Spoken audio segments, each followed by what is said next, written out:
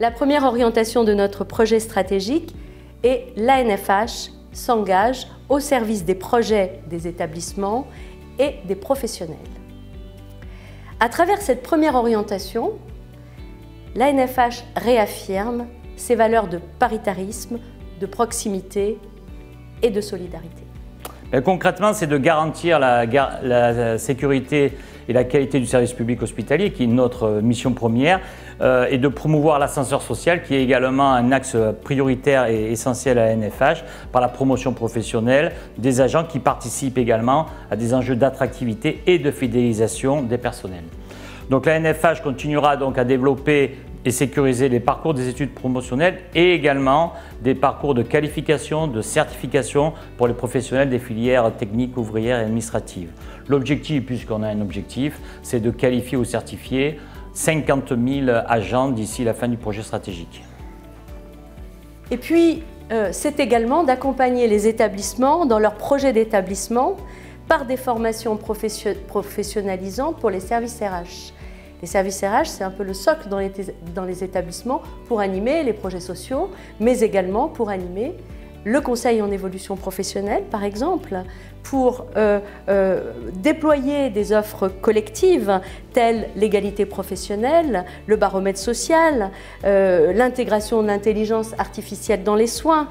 L'objectif de ce projet stratégique est que tous les établissements bénéficient d'au moins une offre de l'ANFH. Donc d'accompagner les établissements et également d'accompagner les agents dans leur volonté d'évolution, de promotion sociale et aussi de reconversion professionnelle. À travers, ça a été cité, les conseillers d'évolution professionnelle qui sont les mieux placés et les plus experts pour accompagner les agents en lien avec les services RH des établissements, mais également d'innover puisqu'on a la volonté de mettre en place un portail agent qui pourra mettre en place un accès direct pour l'agent afin de justement prendre connaissance des différents dispositifs et de mettre ça en dynamique avec les priorités de l'établissement et avec cet élément-là, il sera beaucoup plus acteur de son évolution et de son parcours professionnel.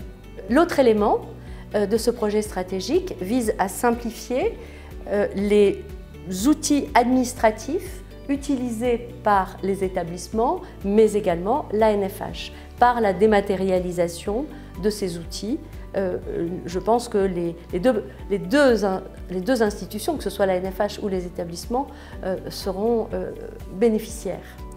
Et puis, c'est également pour les établissements l'utilisation de la formule, qui est une plateforme de marché de formation ouvert à tous les établissements, quels que soient les points, les points géographiques du territoire.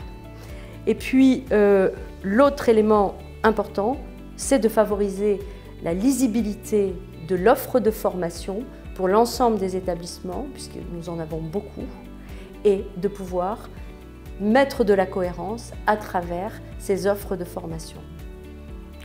Et donc pour finir, Agnès, l'ANFH, c'est essentiel pour l'ANFH de participer à la construction et le développement de collectifs au travail.